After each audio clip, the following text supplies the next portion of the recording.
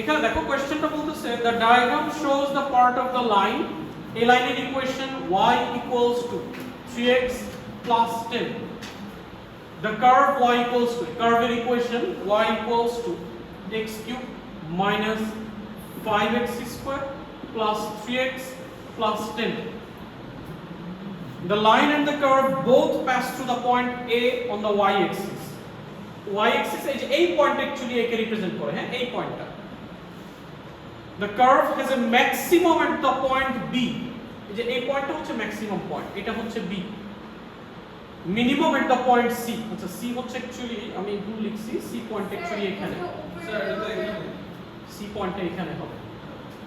এটা হচ্ছে D okay C is the minimum point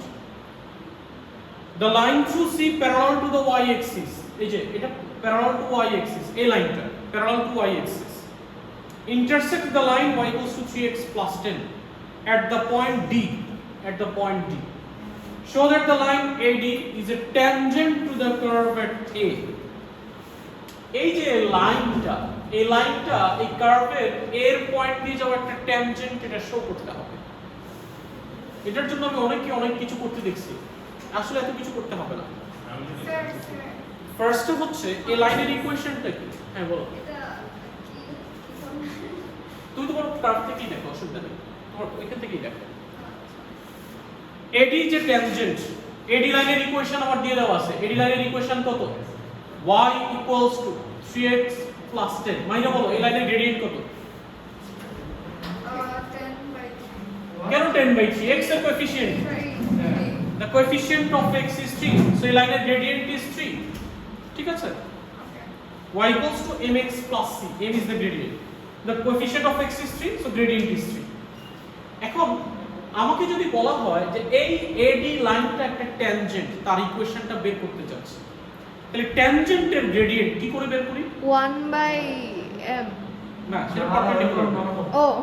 একটা কার্ভ থেকে ট্যানজেন্ট তাই না কার্ভের একটা পয়েন্টকে টাচ করে যে লাইনটা চলে যাবে সেটাই ট্যানজেন্ট যদি দুটো পয়েন্ট দিয়ে দাও থাকে একটা লাইনের গ্রেডিয়েন্ট বের করার জন্য তুমি বলতে পারো y2 - y1 divided by x2 - x1 এটা দুটো পয়েন্ট তো দিয়ে দেওয়া নাই এই a পয়েন্টটা y অ্যাক্সিস ইন্টারসেক্ট করছে তার মানে x এর কোঅর্ডিনেট 0 এতটুকু আমি জানি দেন আমি যদি বলি এই পয়েন্টে এই AD লাইনের ইকুয়েশন বের করতে চাচ্ছি তাহলে ফার্স্টে গ্রেডিয়েন্টটা বের করতে হবে তাহলে গ্রেডিয়েন্ট কার্ভ থেকে কি করে বের করব ডিফারেনশিয়েট করব ট্যানজেন্টের ইকুয়েশনের জন্য ট্যানজেন্ট বা নরমাল বললেই সেখান থেকে আমরা ডিফারেনশিয়েট করে গ্রেডিয়েন্ট বের করি তাহলে কার্ভের যে equation y equals to x³ minus 5x square plus 3x plus 10 so differentiate যদি করা হয় dy by dx equals to 3x square minus 10x plus 3 ওকে এবার কোন পয়েন্টের জন্য গ্রেডিয়েন্টটা বের করতে চাচ্ছি পয়েন্ট a এর জন্য a তে x কোঅর্ডিনেট কত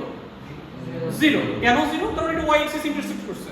সো x কোঅর্ডিনেট যদি 0 হয় এটা 0 এটা 0 এটা 3 তাহলে গ্রেডিয়েন্ট কি 3 আসছে না